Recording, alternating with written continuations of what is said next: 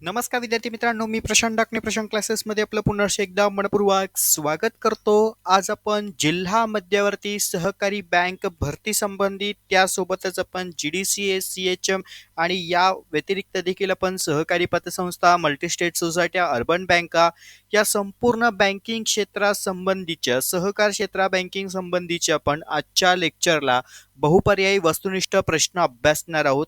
आणि हे प्रश्न तुम्हाला खास करून जिल्हा मध्यवर्ती सहकारी बँकांसाठी खूप आणि खूप महत्त्वाचे आहेत, की जी आता लेटेस्टमध्ये ऑगस्ट महिन्यामध्ये जी बँक भरतीच्या जाहिराती आलेल्या आहेत, जसं की सातारा जिल्हा मध्यवर्ती सहकारी बँक असेल, सिंधुदुर्ग जिल्हा मध्यवर्ती सहकारी बँक असेल, तर या सहकारी बँकांच्या भरतीसाठी तुम्हाला आजचे हे महत्त्वाचे आपण 31 बहुपर्यायी क्वेश्चन अभ्यासणार आहोत.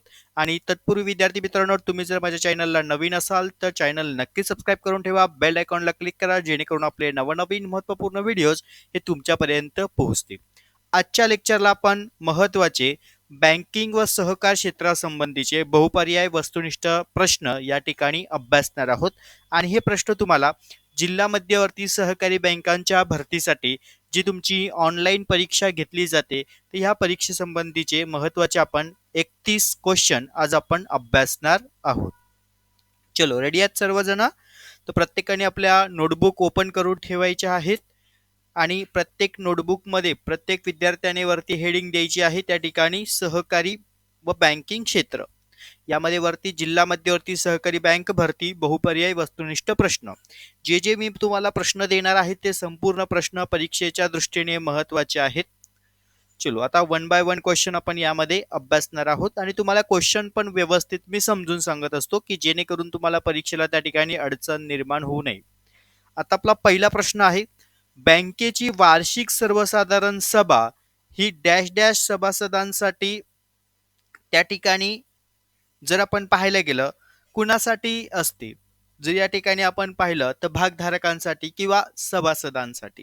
हा एक महत्वाचा पॉइंट असतो, कारण भागधारक हे संस्थेचे त्या ठिकाणी खऱ्या अर्थाने कोण असतात? मालक असतात.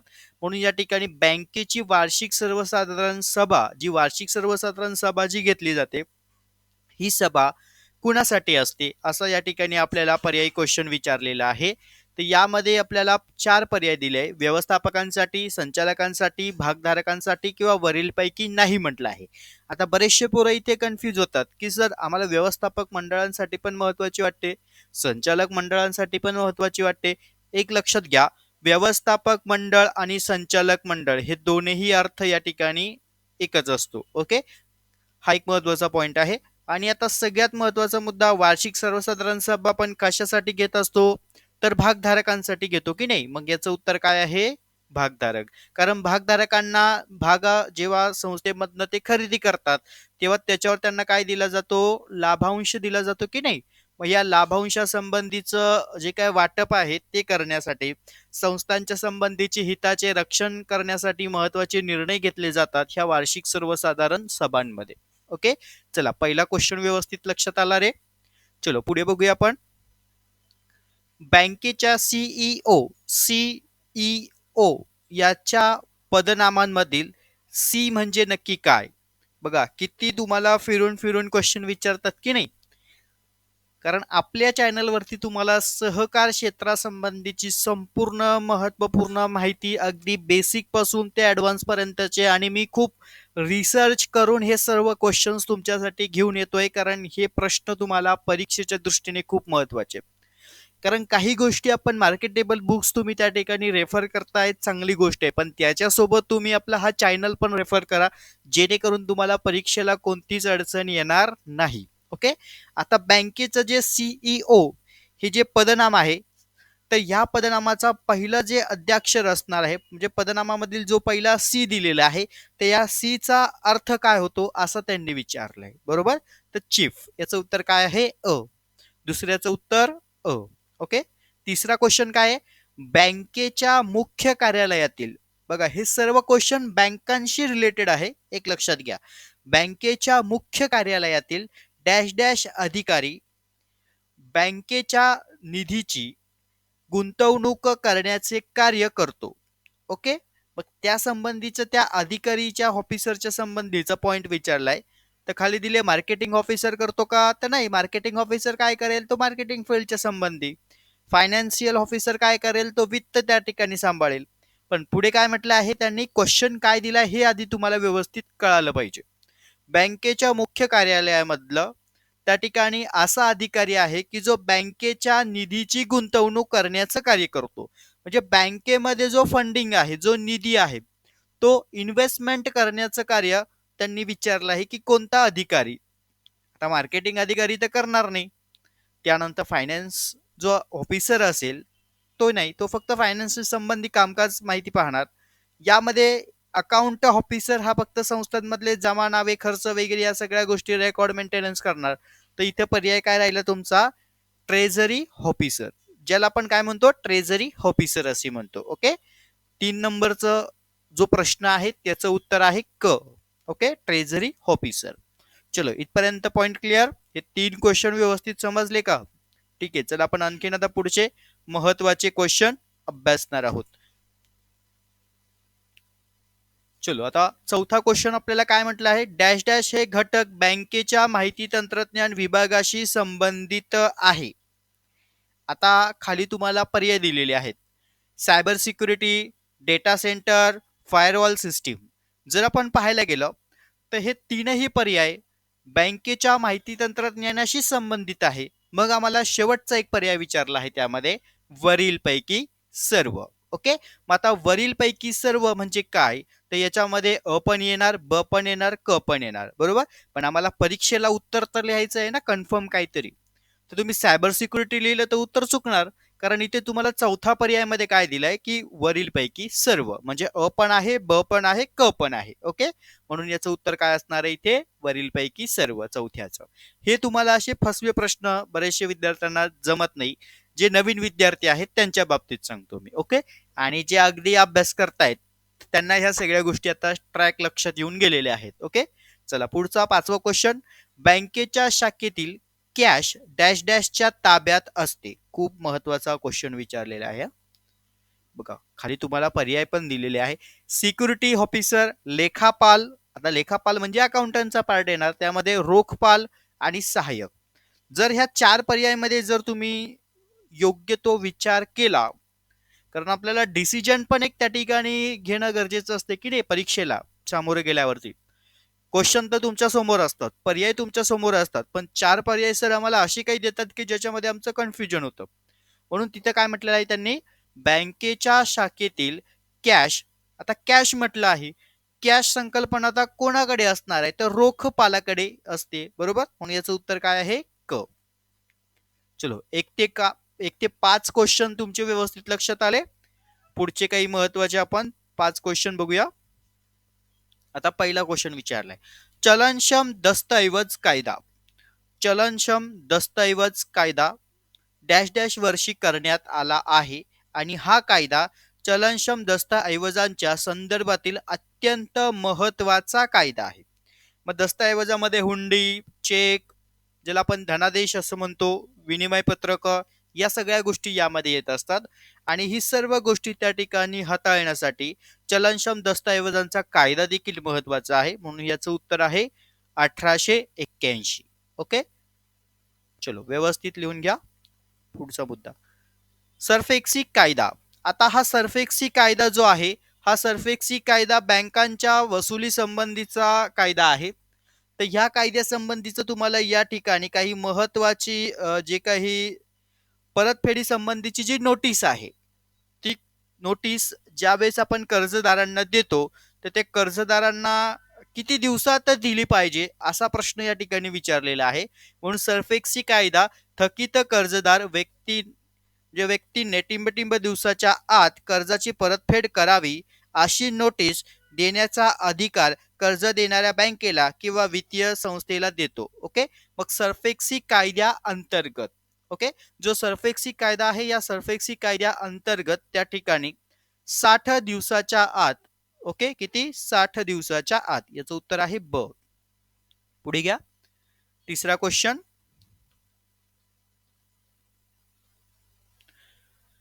बँका, वित्तीय संस्था तसेच अन्य बँकिंग संस्था रेकॉर्ड तयार करणे, तसेच माहिती निश्चित केलेल्या स्वरूपामध्ये तयार करणे डॅश डॅश कायद्यान्वये बंधनकारक केले आहे. ओके, तर असा कोणता कायदा आहे की ज्या ठिकाणी बँका असतील, वित्तीय संस्था असेल, तसेच अन्य बँकिंग संस्था रेकॉर्ड तयार करणे तसेच माहिती निश्चित केलेल्या स्वरूपामध्ये तयार करणे हे बंधनकारक आहे.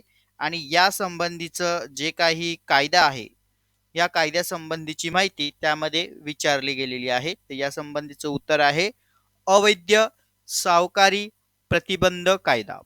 ओके, अवैध सावकारी प्रतिबंध कायद्याच्या संबंधी या ठिकाणी बँका, वित्तीय संस्था तसेच अन्य बँकिंग संस्थांना रेकॉर्ड तयार करणे तसेच माहिती निश्चित केलेल्या त्या ठिकाणी स्वरूपामध्ये ह्या सगळ्या गोष्टी तयार करणं बंधनकारक असणार आहे. ओके, चला हे 3 क्वेश्चन व्यवस्थित समजले. पुढे बघूया आपण सॉफ्टवेअरची पायरसिलाज, बरोबर, म्हणजे सॉफ्टवेअरची जी पायरसिलाज जी आहे ते या सॉफ्टवेअरची डॅश डॅश असे म्हणतात. पायरसिलाज. ओके, पायरसिलाजचं जे असणार आहे सॉफ्टवेअरचं त्याला नक्की काय म्हणतात असं या ठिकाणी क्वेश्चन विचारलेला आहे तुम्हाला. तर या संबंधीचं जे उत्तर आहे चाचेगिरी. ओके, काय चाचेगिरी, पायरसिलाज. ओके,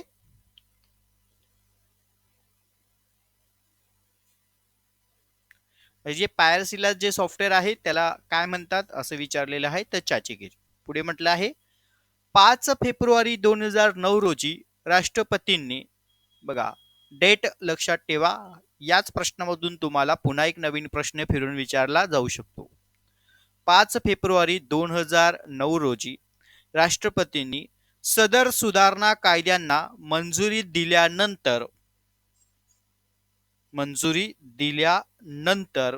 या ठिकाणी डॅश डॅश रोजी सुधारित माहिती तंत्रज्ञान कायदा 2008 हा त्या ठिकाणी अंमलात आला. ओके, तर या ठिकाणी याचं उत्तर आहे 27 ऑक्टोबर 2009. ओके, 27 ऑक्टोबर 2009 हे त्याचं उत्तर असणार आहे. ओके, हे 1 ते 5 क्वेश्चन व्यवस्थित समजले. चला आणखीन पुढचे आपण 5 क्वेश्चन अभ्यासणार आहोत. बँकिंग क्षेत्रामध्ये जेव्हा वित्तीय घटकांच्या शिवाय अन्य घटकांशी जोखीम निर्माण होत असते तेव्हा त्यास डॅश डॅश जोखीम असे म्हणतात. तर त्याला आपण कोणती जोखीम म्हणणार? अवित्तीय जोखीम असे म्हणणार. पुढे घ्या, सन डॅश डॅश मध्ये आरबीआयने भारतातील व्यापारी बँकांना भांडवल पर्याप्त निकषाचे पालन करायचे बंधन लादण्यात आले आहे. तर 1992च्या कायद्याअंतर्गत. ओके, सन मध्ये. त्यानंतर पुढे म्हटलेलं आहे जोखीमीची प्रामुख्याने डॅश डॅश प्रकार पडतात. तर जोखीमचे किती प्रकार पडतात? 2 प्रकार पडतात. ओके, हे 1 ते 3 क्वेश्चन व्यवस्थित लक्षात आले. चलो पुढे बघूया आपण आता. वित्तीय जोखीम या प्रकारामध्ये डॅश डॅश जोखमीचा समावेश होतो. तर वित्तीय जोखमीमध्ये व्यावसायिक पण असते आणि पत पण असते, बरोबर, ह्या दोन्ही गोष्टी त्या ठिकाणी असतात. म्हणून याचं उत्तर आहे ड, ब व सॉरी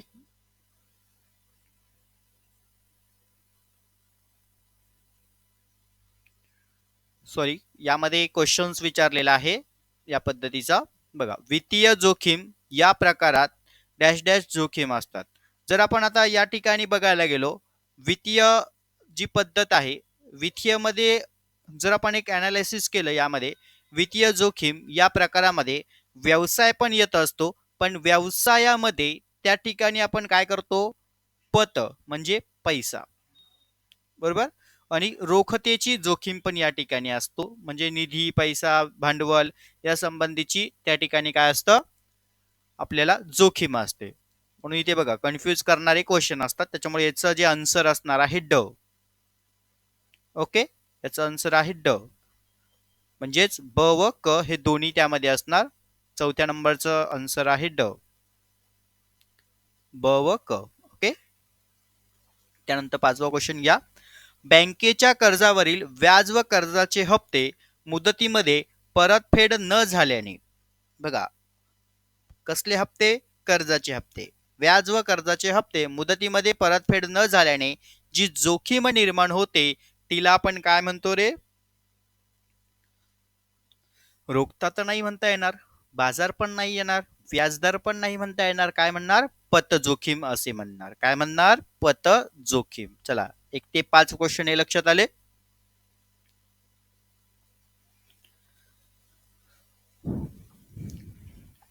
पुढचे आता थोडंसं इंटरनेटच्या संबंधी तुम्हाला पेपरला काही क्वेश्चन येतात, तर त्यामधले मी काही निवडक क्वेश्चन घेतलेले आहेत.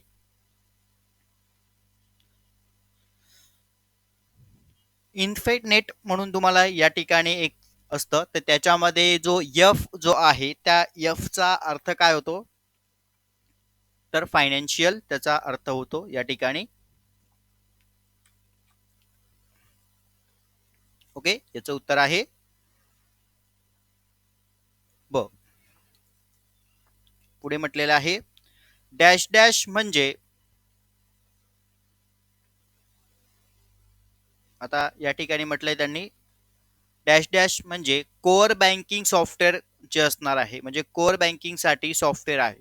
तर कोअर बँकिंग साठी कोणतं आहे?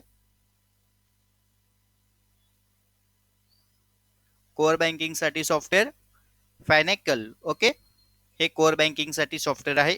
याचं उत्तर आहे. पुढे IDRBT या संस्थेची स्थापना कधी झाली? तर 1996 ला. ओके, 1996. चलो, हे 1 ते 3 क्वेश्चन व्यवस्थित समजले. पुढे बघूया CDM. आता CDM म्हणजे तुम्हाला माहित असेल, बऱ्याच वेळा तुमच्या कानावरती CDM CDM तुम्ही नाव ऐकलं असणार. ओके, CDM म्हणजे काय? कॅश डिपॉझिट मशीन असते, म्हणजेच काय? पैसे जमा करण्याचे एक मशीन आहे CDM मशीन, म्हणून याचं उत्तर आहे ब.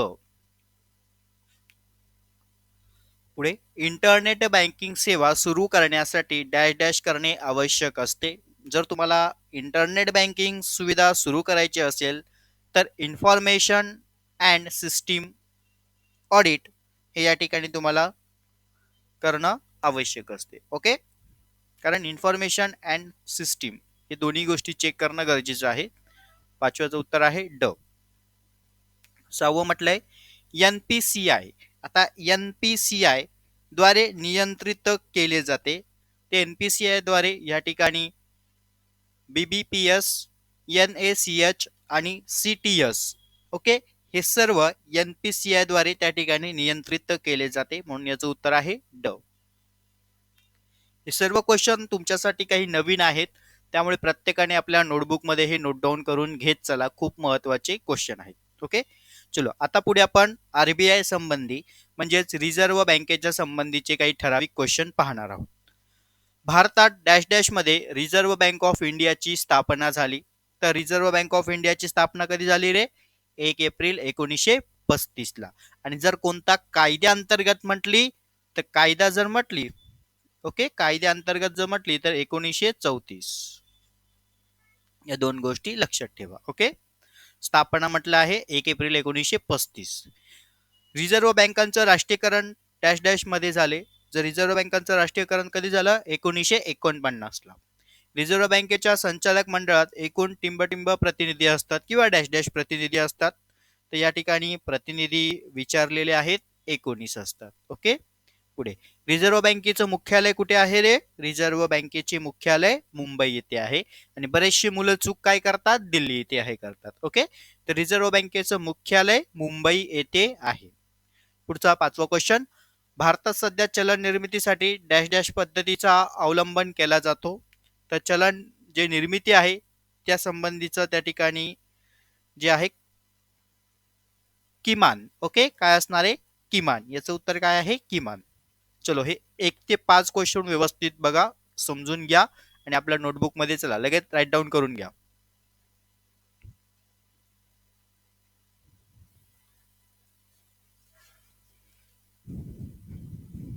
खूप महत्वाचे क्वेश्चन आहे आणि हे तुमच्यासाठी निवडक क्वेश्चन आहे.